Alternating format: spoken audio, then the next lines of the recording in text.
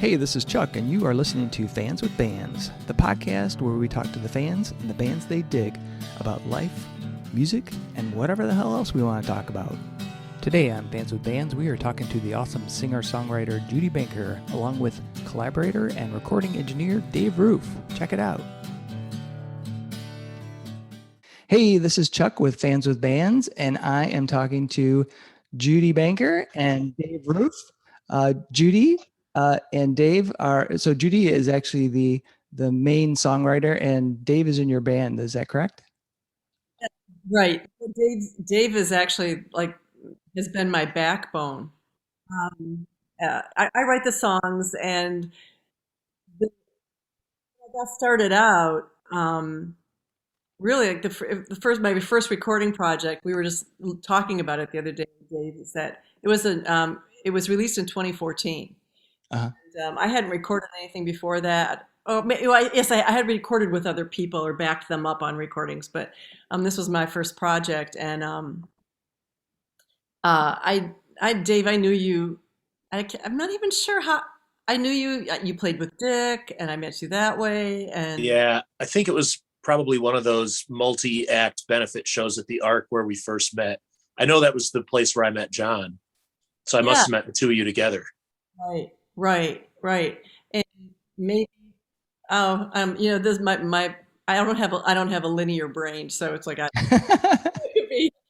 know you played with Jay and all that kind of stuff. But anyway, I knew I wanted to record at Dave's studio, and because I don't know, just trusted Dave. He seemed like a solid guy and all that kind of stuff. And, yeah. And it was a very, very like raw time in my life because my husband had just passed away. Alan, I point to his square like he can see me. John was one of Alan's best friends, and it was just a time, to lose John. Yeah. John and I played music together, and we played with Jay Steelstra, and so you get when you lose somebody. A lot of times, if anybody here has lost anyone, you kind of know you get about a 2-week window where you get to be a mess, and then the rest of the time you kind of have to just sort of suck it up and cry into the pillow and all that kind of stuff. And I decided I could cry into a microphone. My eureka moment. So I wrote a CD, and it was and recorded it at Dave's studio. And even to this day doesn't know how he was such a you're such a great person, Dave, and so even tempered. And I was just like this, fragile. I don't know what I was doing, and but it was a great experience recording. Well, you may not remember from that time because obviously there was a lot going on and taking your whole mental psyche. But one of the things that I made a real point to do is I never asked you about the story behind the songs because I knew where the song was coming from, and I'm like, okay, I don't need to take it there. Judy will take it there if we need to, and it works. It works great. You were a total trooper through that process. There's one song on that CD called it's called How Many Times, and it's like, how many times will I cry for you? And the chorus is how many times. Anyway, I repeated, and Dave went 15. I think it was, if I remember right, I think it was like 39 actually. Closer. Oh man. And so in joining us are fans of Judy's. So we've got Richard, we've got Robin, we've got Alan, Tina, Johnny, Michael, and Rod. How's everybody doing? Good. How are you? All right. Fantastic. It's great to be able to see all of you here. And even though it's virtual, it's still awesome to share some time with you. I do like to turn things over to the fans and kind of get your perspective as far as like, when did you discover Judy, and what was it about her music that kept you entranced and pulled in to stay a fan over the years? So let's start with how about Alan? Are you going to call on us, huh? Oh yeah. Sorry, here I am. I'm in the middle of cooking dinner, so I'll see how much. In fact, I missed your question. What was it? Sorry. So Alan, how did you become a fan of Judy's? Oh well, gee, I knew John and Judy and used to play only occasionally with John, but I don't know. At some point, well, in 2010, I moved to New York, but in 2013, I guess Judy contacted me somehow and said, "Hey, do you want to play some tracks?" Right. So we had to figure out how to do that. I had no experience in recording remotely, so I did that, and then but that was the first time, I guess, we played. And I came to town, I think, and played for at Johnny's, and so that was, I think that was the first time we played officially. Yep, exactly, and Alan's in the band. I mean, Alan can't get out of the band.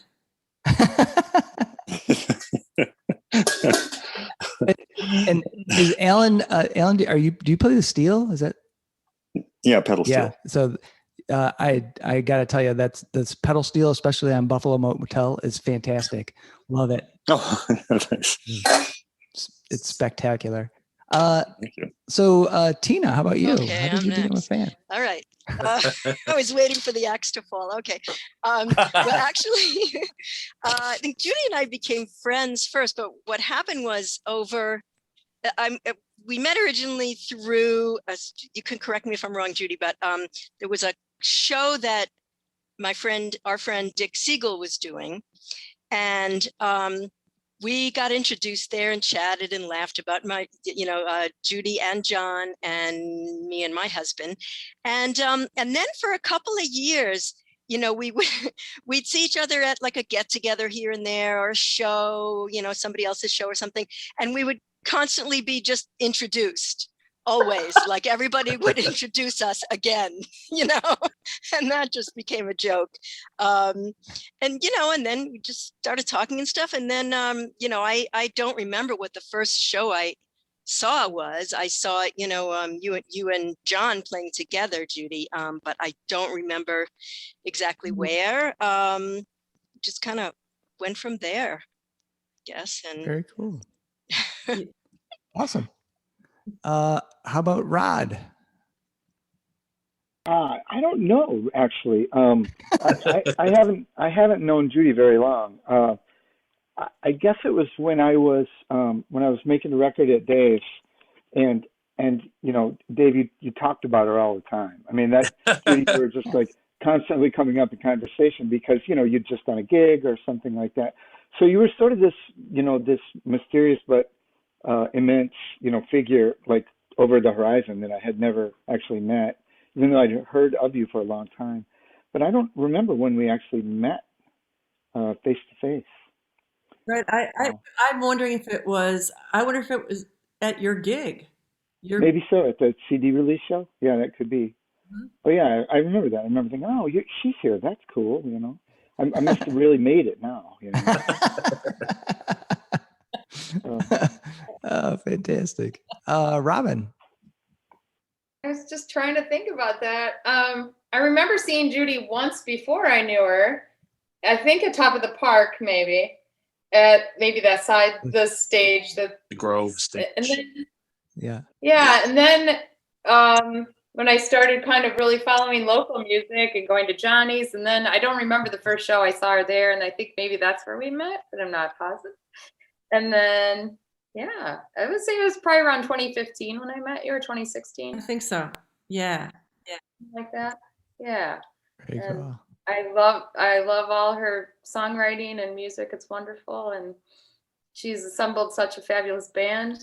Yeah. To accompany her and everything. Yeah, and then she's been a very sweet customer, but I treasure her friendship with that. And she's a wonderful person, and I'm glad she's came into my life.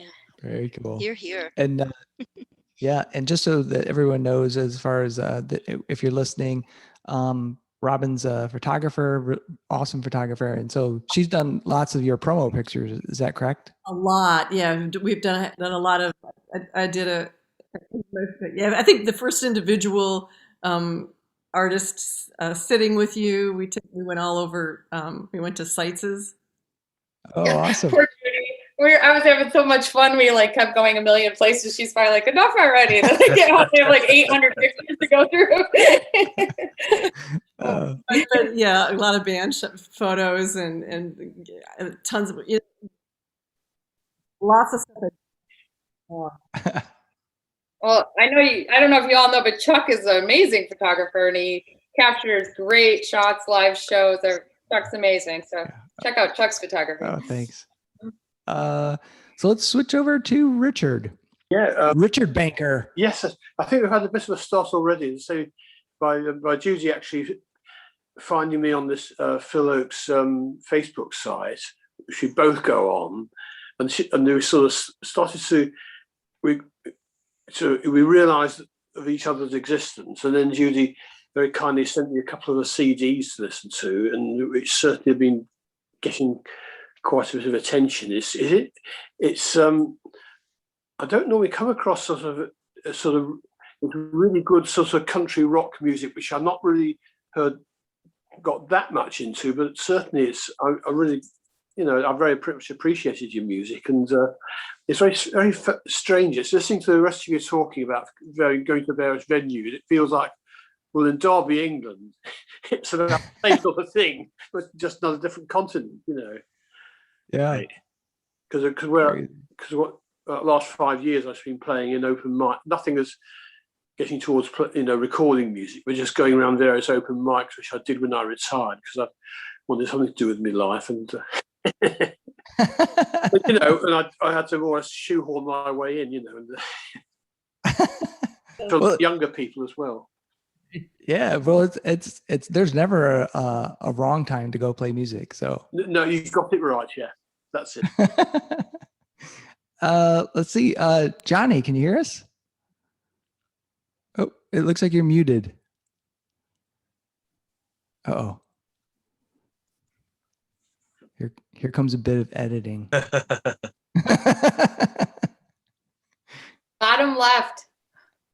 I'll text him that. Oh, I think you may be getting it. Very close. There he is. Can you hear me? Hey, we can. there he is. Oh, good.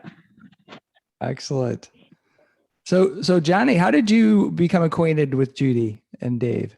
Well, I'll tell you, I had this 20-some-year-old poker game that with a bunch of ragtag friends, and John was part of that. And I must have met Judy sometime at Old Town with John or something. And then when John passed away, Judy asked me if I would MC the celebration. And I go, Judy, I'm a roast master. I don't do that kind of stuff. And she said, well, that's what we want. And so anyways, one thing led to another, that we had a beautiful celebration in John's life. And then Judy saved my schoolhouse for me. And then I said, you ought to do your CD. And so that's how I met Dave. And I love sitting here with three of my favorite people. Chuck, it was so great meeting you through Madeline and Julian. And when Judy said you guys were doing this, I said, yeah, I want to. I'm so terrible at getting on computers, but I want to try it. Oh, awesome. Well, I'm so happy you made it, because it's great to see you, because I've thought of you often, and we've had texting and emails, but I haven't seen you in probably, I don't know, a year and a half, maybe 2 years. At least, yeah. Yeah. So it's good. It's great to see you. And Chuck wrote, it's almost as if nobody's seen anybody for the last year. Yeah. True. It's been a weird year. Let's see. Michael, can you hear us? Oh, there's Michael. Yes. Hey. Hey. What? Hi. Hey. There you are. Hi. First time I met Judy was I went out to see my old pal Dave at a show at the only time I'd ever been to Johnny's Speakeasy, And it was the first time I met Judy. Very cool. Not much of a story. It's a good one though, because Johnny's Speakeasy, for anyone listening, is this fantastic hidden gem of Americana in this, like, it's basically an old basement, isn't it, of a house? Or yeah, an old fruit cellar, but it's gigantic. It's huge, and it's so cool because you do not expect it at all. You walk in and then head down these stairs, and boom, there's this awesome stage, and yeah. Super cool place. Let's see, Ben, can you hear us? Hey there, Ben. Hey, Ben. Oh, Ben. Who knows how Ben knows Judy? This is my son. Well, Ben's just gonna lurk then. Yeah. He's like, I met her, as soon as I came into the world. How about Marcy? Can you hear us, Marcy?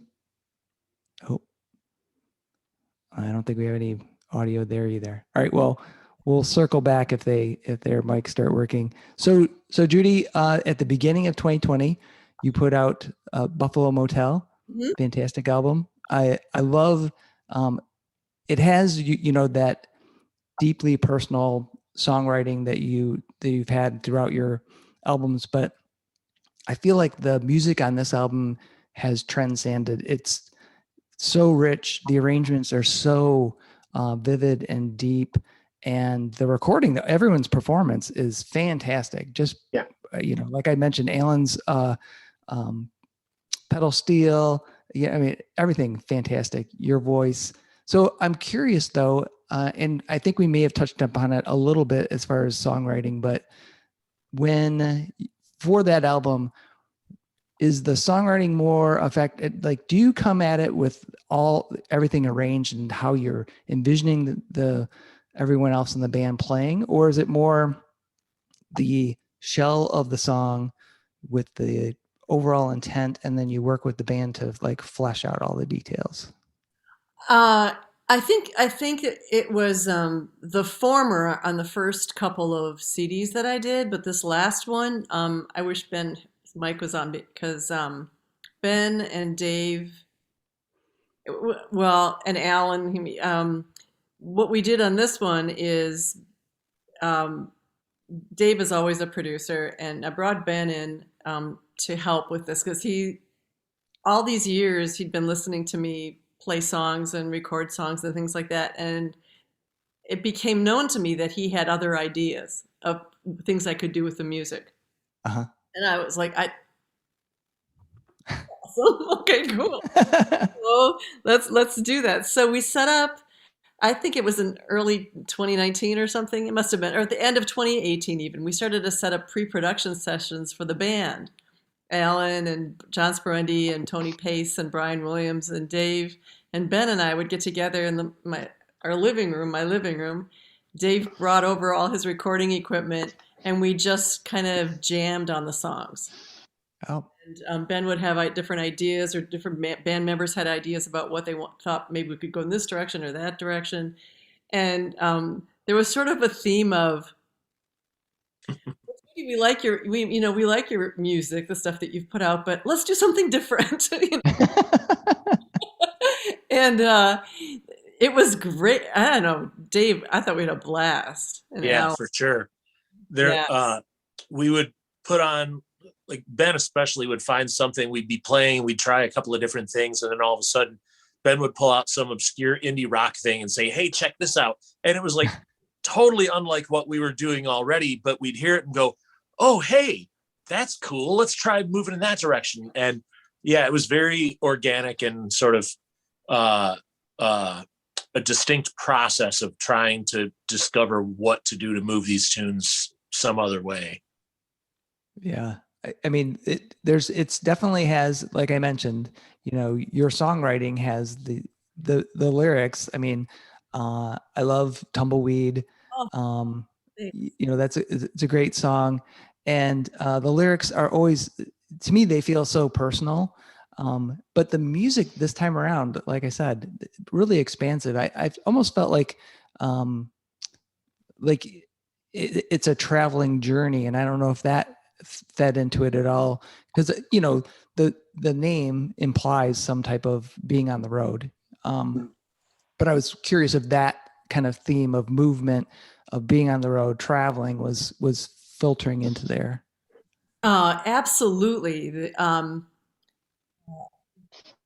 Again, I think it evolved, or it snowballed as we worked on it. But Buffalo Motel was there was a year when Ben was young, and John and I, we got in the car and drove cross country to Montana, and a car that fell apart on the way. We had a fan on the dashboard. I mean, it was just like one of those cross country trips where we stopped at every freaking side, show kind of thing. It was like such a blast. We didn't even have a map. John thought he knew how to get to Montana. And then realized he didn't. But one of the nights we stayed at this, I always called it the Buffalo Motel because it was a giant fiberglass buffalo outside, and it's like this little one-story motel. And there was heat lightning, and it was just, it could not have been better. I could not have been happier. It was like we had such a good time. And so that was such a peak moment in my memory, that Buffalo Motel. And so I wrote a song about that, and then that kind of, and then for the album design, I wanted to call the album Buffalo Motel, and then I was hoping I could get a neon sign from that motel. Oh, yeah.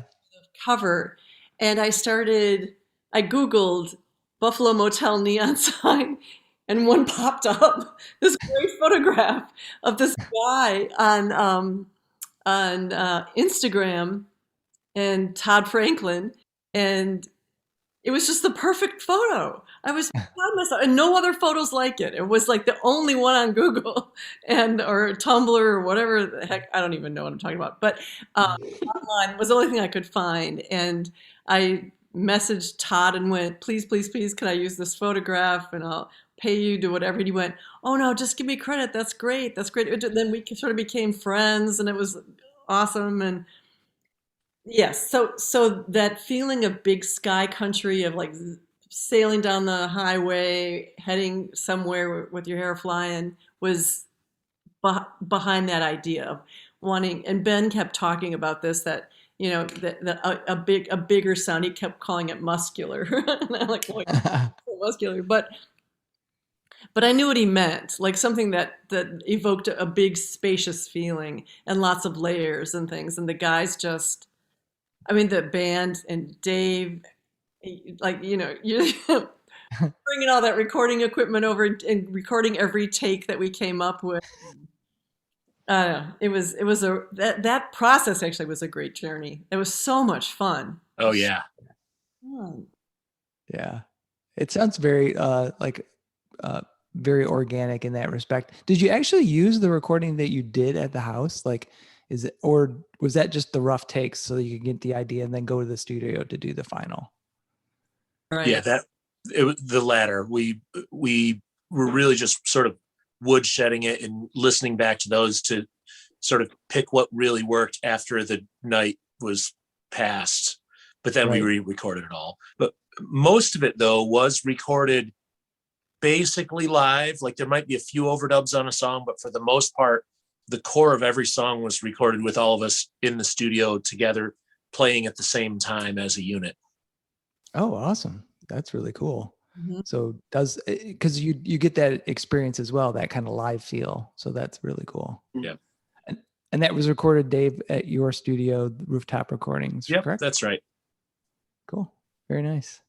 Well, I don't want to take over all the questioning if people want to interrogate these two. Does anybody have any questions for Judy or Dave? We should ask Dave about the expansion of Rooftop Recording Studio. Expansion? Yes. Yeah. Let's hear about that, Dave. Well, two big things happened over the last year while things were shut down. There was nothing happening for March and April and May. And I I decided I was going to head to Home Depot, and I built 2 isolation booths here in the studio because figuring, like, just thinking about what's going to happen once people are able to leave their home again. Well, there better be a safe place for somebody to go and sing without a mask on. So I built 2 spots that people can go and close the door, take their mask off, and sing away. And then, still have other musicians with them to play live without anybody being endangered by the virus, the dreaded virus. So, yeah, a lot of physical improvements in the room. The studio is, for those who haven't been here, I've taken over the garage in my house, which is a large, like 3.5 car sized garage.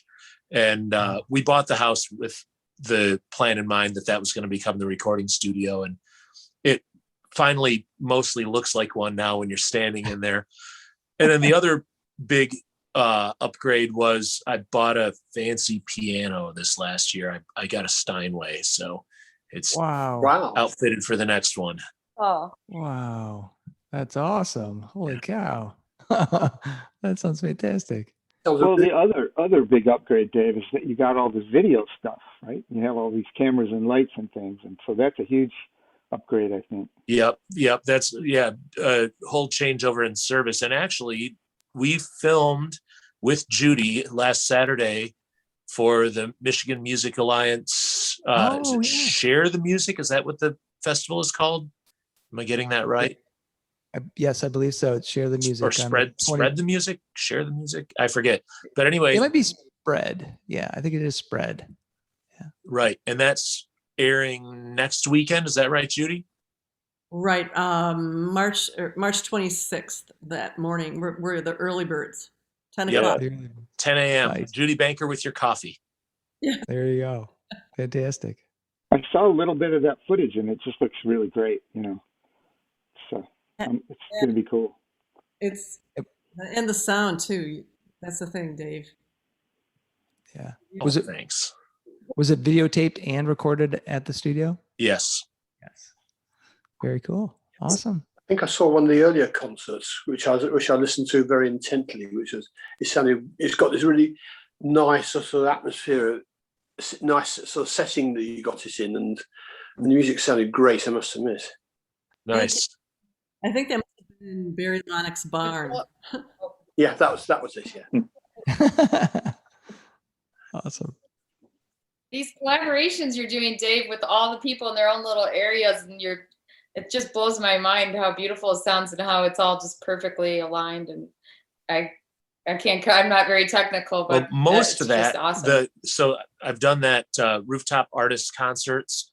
Those are actually shot live here in the studio. So what you're seeing with that is people on one side of the studio, people on the other side of the studio, and then a separate camera in each of the booths. So they're actually playing live in real time, sort of in the same space, but it gets edited together and it sort of looks a little separated, which is, it's less than ideal from a videographer standpoint, but it's COVID friendly. It works.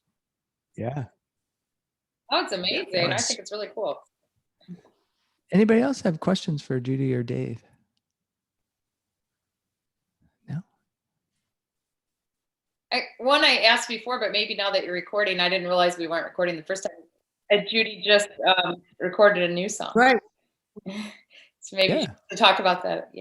I was just saying that was, I have not written any songs except one in this past year. I just didn't have it in me. I think my little camera and went out, my phone camera, and that became my way of coping with the world rather than writing songs. So I wrote a song as part of a international artist collaborative. It's sort of visual artists, I think maybe some dance artists and some musicians, and about 1,000 people across the world who participated in this. It's sort of based on the telephone game, where what I don't know is if there was one message that we all were responding to, or I have a feeling there were several different messages. But I was, for example, I was sent a video from an artist that I didn't know, and there was no information. And I was supposed to watch this video, and then based on what message I got from that video myself, create a song. And my song went out to Wow. somebody else, and then they had to figure out kind of what's the message of my song, and so, like, trying to keep some sort of unity going across that. And we've all been sworn to secrecy. Nobody has seen this exhibit. I don't know what my song inspired. I have never met the artist whose video That is, was inspired by. And so I wrote a song, and I just recorded it in my dining room. And part of it for me was part of the message I got from her video, and it may have been completely like off message for her, but was that it felt like a small world. And so I wanted to do a small, like, homespun version of the song just from my dining room. But now I'm thinking like that'll be perfect for this project, but I wanted to do a little more with the song. So took it out to Dave's a couple weeks ago. Was that Something like that. The week before we filmed with the band. right?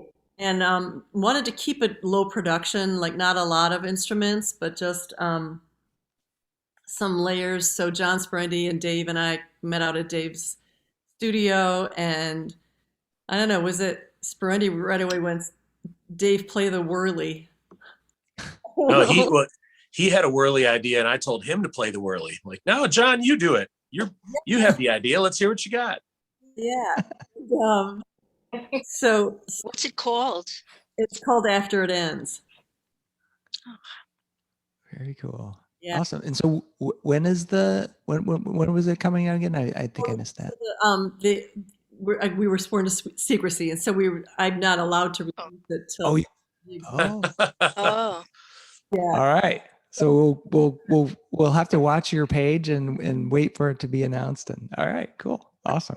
such an interesting idea. It strikes me as, like it's just, there's this real thread of trust weaving through it, like trust that the next person's going to take your stuff and run with it in a way, that you might like or might be interesting, or it's just a very cool idea. Yeah, no, I loved being part of that project. It felt, it was really inspiring. And I'm really anxious to see the exhibit. I think it's like the largest collaboration of this kind ever. Wow. That'd be cool. Yeah, Yeah. that will be cool. Anybody else have questions for Judy and Dave? I have a question Are you two working on anything together right now? Besides polishing up? What are we working on, Dave? Well, that and getting the video ready to go for the Michigan Music Alliance are the big ones. I want to know when your book of photography is coming out. No, there's kidding, two Judy. much better photographers on this little screen right here. No, Judy posts amazing pictures every day. I look forward to They're seeing really what good she pictures. took. I love them. Yeah. Yeah. I love the picture down West Liberty with the sun. It was perfect. That probably happens like one day a year or something, right? That was Right, yesterday. lined up? I went into I finished up I'm on Zoom all day long talking to clients, and then I had with daylight savings, I had enough time to run to the woods and try to get my brain cleared, and then the sun was setting, and I was catching pictures in the woods, and that was pretty and everything like that. And then I was walking back to my car, and I looked to the right on Liberty as I was crossing the road, and it was like, what is happening? And I stopped in the middle of the road and just hoped nobody ran me over.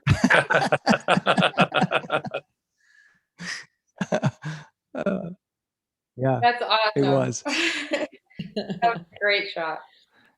Yes. Anybody else have questions for Judy or Dave? No? So I can run with it. All right. So this is something I like to ask, and it involves participation from everybody, because I just like to know, what was the first album that you bought? Oh, I remember mine. All right. So Judy, go for it. What was the first one you got? Peter, Paul, and Mary, the one with the red brick on it. Oh, It's probably their first. It was their first album. Yeah, I bought it. cool. For 50 cents. Dave, how about you? Boy, I don't exactly remember, but I was a jazz fusion nerd in middle school. I was a trumpet player, and probably like Chuck Mangione live at the Hollywood Bowl, or, you know, something in that vein would have been my first record. Awesome. I don't remember. I still have all those records though. And Richard, how about you? What happened was that first year at university, I got to share with a guy that was very much into music, just pretty arbitrarily. If it hadn't been for that, I wouldn't be where I am now, basically. And he had a couple of, he had one, Phil Oakes' second LP, and I it's one of those that you love you got the liner notes on the back that's, I really love the look of it, and also to hear the music. And a lot of the records I ended up by buying were based on my roommate's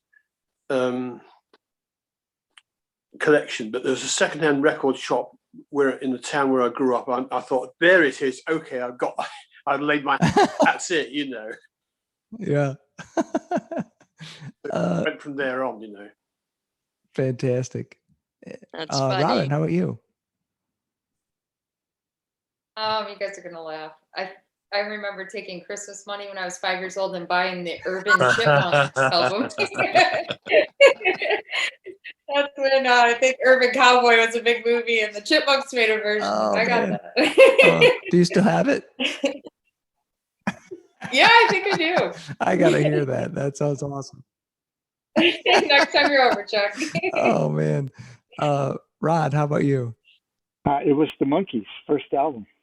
The Monkees. Oh. And it was totally, it totally, I don't want to say changed my life, but I can really trace like a lot of stuff back to that record, you know. It was such a great record. Yeah. I remember watching that show and just thinking that was the best thing ever, you know, that and the Partridge Family. Mm. Yeah. But you know, actually before that, one of the weirdest records ever was I was like in my basement and with some friends, and I was probably 8, you know, and we found a 45 of Great Balls of Fire by Jerry Lee Lewis. Oh. But we didn't know who Jerry Lee Lewis was. We thought it was Jerry Lewis, right? so we put it on expecting, you know, like a comedy record with a bunch of weird noises, and we got exactly that. You know, we just thought this is like Jerry Lewis's funniest ever, you know, thing, you know. And it was years before I learned that it wasn't actually Jerry Lewis. So that's really my first, you know, my first love affair with the record, I think. That's great. It is. Michael, how about you? You know, there were a lot of records that I owned that other people bought for me, that I recall. But, you know, the first, I bought 2 records at the same time with my own money. And those 2 records were Robin Williams' Reality, What a Concept, and the Blues Brothers' first record. Oh, yeah. I remember a buddy of mine when I was a kid, he got that the Blues Brothers record, and we played the hell out of that. Especially, you know, the Rubber Biscuit. Rubber Biscuit, yeah. It was a briefcase full of blues. Yeah, that was awesome. Yeah, I love that record. Both those records. Yeah. Tina. Well, what it wasn't was the following, because I was 11 when the Beatles came over, and I had a sister. My sister was 4 years older than me, so she would go out and buy all the Beatles records, and she would take me along to Sam Goody, which I don't know if that was out here or not, but that was the record store nearby. We'd walk to it every time a new single came out, and then eventually she would buy the album. So I didn't need to buy any Beatles at all. And then I had a friend in junior high who introduced me to all the, I don't know, music that was a little more off the beaten path than what I was hearing amongst friends or family. So there's 3 that I can think of that I'm not sure which one of these 3 were first, but was Roberta Flack, Chapter 2, was the Phil Oakes album, the brown and white one. I still have both of those. And the other one was The Doors. Oh, wow. And cool. I still have that one too, actually. Very cool. Yeah. Yeah, those are all 3 great albums. Yeah. Johnny, how about you? Well, the very first album I bought for my older sister Rayetta, and it was Johnny Mathis. She was a big Johnny Mathis fan. And the first album I bought for myself was, gosh, I think it was The Four Seasons. Oh, very cool. Yeah. Very nice. And Ben, can you hear us?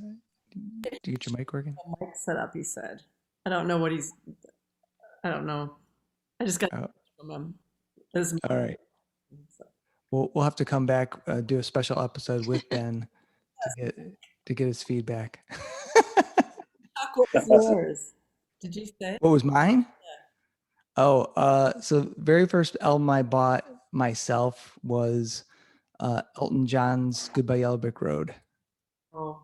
Yeah. I had a friend, so I lived in Detroit until I was 11, and his name was Jimmy, and he was, well, I guess we were, 10, 8, 9, 10. And he could sing, like he knew all the lyrics to Elton John, and he sounded like Elton John when he sang. It was like the craziest thing. So I was kind of a fan of Jimmy, and he was a fan of Elton John. And so then I became a fan of Elton John. And then, from there, I was like, I just listened to Elton John until I got into, somebody turned me on to Kiss, and that led to the heavy metal road that, I'm still traveling today. Quite a shift from Elton John to Kiss. Oh yeah. I mean, yeah. the outfits, I guess, are the common theme, right? Platform shoes. Yeah. Yeah. There's a common element, flashiness, I guess. So we just have a little bit more time, and I have another question for all of you, and it is kind of controversial. So hopefully I won't offend anybody, but pizza, pineapple or no pineapple? Judy. No pineapple. No pineapple. Dave. Yeah, I'm not so much for the pineapple. I've had it before. I would never turn away pizza unless it's got meat on it nowadays. But yeah, not my first choice. All right. Rod. Definitely pro pineapple here. Oh, all right. Pineapple.